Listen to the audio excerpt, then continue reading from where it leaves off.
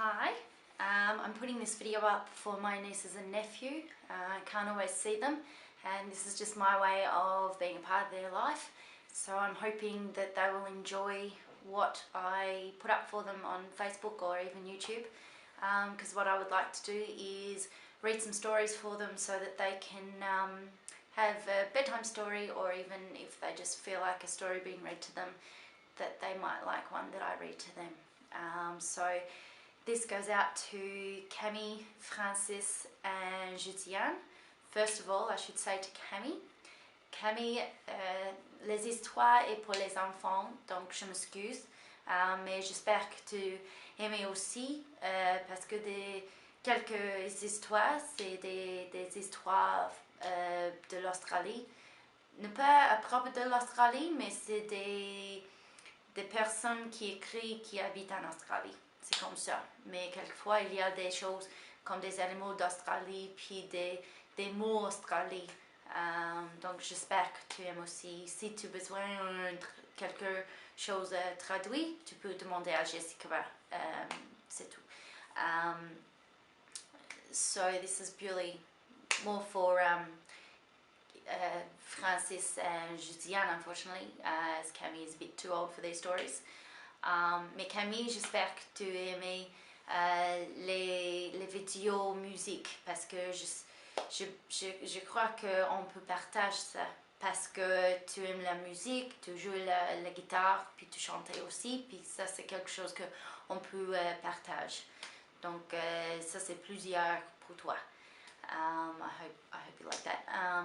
So first of all, the story that I would like to read, well, like you have a choice, that I will read to you, is My Grandma Lived in Gooligulch. So that's that. Now, so you don't just see my face and no story, and so you can see the pictures, I'll set up the camera so you can see the pictures as I read along. I do need to set up the camera for that, so if you just bear with me, I'll do that and then we can start. So just bear with me.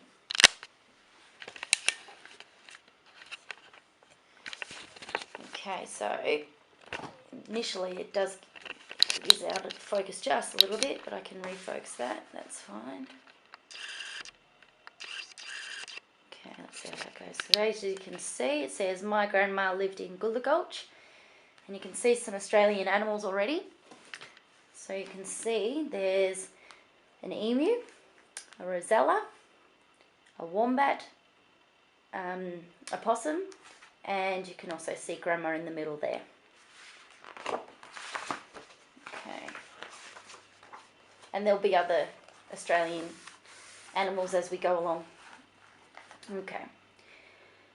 My grandma lived in Gooligulch, near Bendy Wallop East, a fair way north of Murrumbun, 500 miles at least. A little west of Lawson's Rest and south of Johnson's Gap, but nowhere much near anywhere that shows up on the map. Now Gooligulch has got a pub, a main street with a hall, a petrol pump that doesn't work, and not much else at all. Except for Grandma, dear old Gran, and this I say with pride, for Gran it was that made old Gooly famous far and wide. As you can see here, this is a picture. You've got all the kangaroos, you've got a cocky, it's yellow head feathers, and the road to Gooligulch. And Gooligulch is in the centre there. In Sydney and in Melbourne town, they all knew Grandma's name, and all about the animals that Grandma used to tame. And if a stranger came to town, perhaps just passing through, he'd see Grandma riding by atop a kangaroo, or sometimes in a two-wheeled gig, a wombat at the bit, and next to Grandma in the back, a bandicoot would sit. The townfolk thought it very odd, but Grandma took no heed. She said that she'd enjoyed the view upon her hopping steed. And as for training wombats, well, it took no time at all to teach them how to pull a gig and come and go at call. And as you can see here, Grandma's actually she's riding a kangaroo, and there's an onlooker. Okay. And on this next page you actually see how Grandma actually rides in the cart, you can see there's a wombat. You can see the bit there that it's holding. You can see the bandicoot, and there's also one down here as well. Now Grandma lived just out of town, a mile beyond the pub, down by little Billabong that nestled in the scrub. Upon a hillside ringed with trees, her rambling mansion stood, a jumbled maze of tin and canvas, bits of string and wood. And from a window out the back, she'd sit and watch galahs fly down beside the pool and drink beneath the evening stars. You can actually see Grandma in the window here watching the galahs, which are here. Now galahs are just like cockies, and as you'll see on the next page, these are galahs. As you saw on the first page, there was a white cocky with yellow head feathers. Well, these are pink birds with white head feathers and white feathers along the side here, and they're called galahs. In years gone by, the house was full of birds both big and small, rosellas, eagles, coots and magpies roosting in the hall, while in the tiny living room an old goanna sat and played a game of two-up with a dingo and a rat. My grandma whiled the hours away, conversing with the coot, or listening to the wombat play a tune upon his lute. You can see here the goanna, the rat holding up the two-up game, and the dingo. Just ask Jessica what the two-up game is. There was a time, the locals say, when emus came to dine, and stood about all evening drinking eucalyptus wine. They dressed for the occasion, looking rather out of date, and were spreading idle gossip in a less than sober state. But then a frilled neck lizard gave one ancient bird a scare, and the dinner guests all panicked, running madly here and there. Some kookaburras heard the noise and came to watch the show, and laughed so much that Grandma sternly told them all to go. By the time the fuss was over, there was not a guest in sight. But then, that's the way with emus, Grandma said they weren't too bright. You can see the kookaburras here. And then you can see the emus here, and also the frilled neck lizard.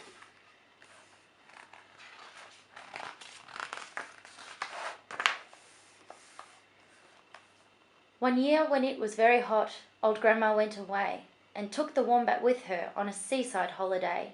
She didn't go by elephant or on polar bear. Besides, you ought to know, you don't find elephants up there.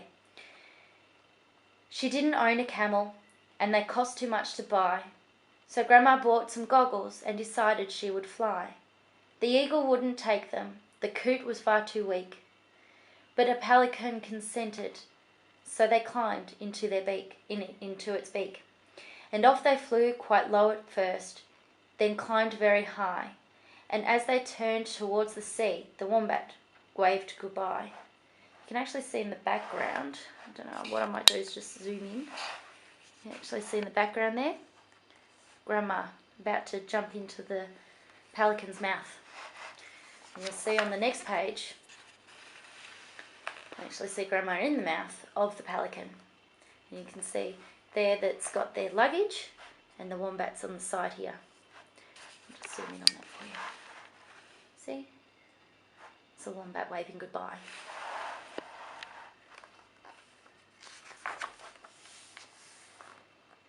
They flew across the desert sands and over mountains too, until at dusk they reached the place where giant tree ferns grew. The pelican came gliding down to land beside a creek, and Grandma and the wombat climbed down gladly from its beak. And while the pelican relaxed and Grandma cooked the tea, the wombat wandered down the creek to see what he can see. You can see there's the creek there, so they're down there somewhere. But here, you can actually see some more Australian animals. Call this an echidna, which is something that you would call a porky-pig, but they are different in the way they look. You've also got a platypus. This is, I believe, a cassowary, but may need to look that up. And of course you see Grandma and the pelican behind there, and you can see the kangaroo here, wombat here, having a look around. And there's also two birds up in the tree, but I'm not actually quite sure what they are. The trees were full of creatures with unfriendly glowing eyes. The giant fury spiders hunted giant fury flies. The baby tree snake slithered by and gave him such a start that poor old Wombat turned and fled with the terror in his heart. And so they spent the night there, but the Wombat stayed awake, looking nervously around him for a wombat-eating snake. As you can see, there's a snake there in the trees. And on the page here, you can see there's a wombat just there.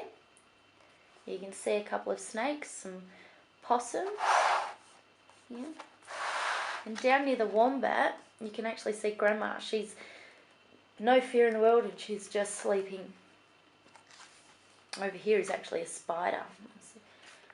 I'll zoom in on that one. Can you see the spider just behind the possum? There it is. Okay. When morning came, they journeyed on and reached the sea at last. The rolling waves came crashing in, the tide was running fast. But undeterred, my grandma donned her frilly bathing gear, and dived into a foaming surf without a trace of fear. She sat upon her blow-up horse while Wombat went to sleep. The pelican went fishing where the sea was not too deep. But when the Wombat woke, the tide had carried her away, and no one's seen my grandma even to this day. You can see Grandma swimming in the back there. Zooming in, she's swimming away. And there's the Wombat happily sleeping. You can see she's still alive, she's still there with all the birds. And yet I have a feeling that Grandma's still alive, having drifted to an island where she'd managed to survive. From there perhaps she made her way to England or to Spain, or maybe San Francisco, or a Western rail train. She could be taming tigers in the jungle of Tingor. You can see here, she's on an island, but in the dream, she could be taming tigers. She could be on a train, or even on a boat. But I think she's back in Gooligulch, just like before. As you can see, she's actually walking back to the house. You've got emus, you've got a koala in the tree, and some rosellas. And there's a kangaroo in the back. So, I'll just put this back here. I hope you enjoyed the story, kids. And I hope to have some more. I do actually have another book called The Fairy Tale Treasure, and that actually has a few stories, but I'll just send a few at a time, and I hope you like it, and this way you get to know who I am, so when we do eventually get to see each other again, you'll be able to pick me out in a crowd, rather than just Jessica having to send you a photo, or show you a photo and say that's Tansy and Billy. So good night if you're about to go to bed, or just enjoying the story. Love you, je t'aime, bye bye.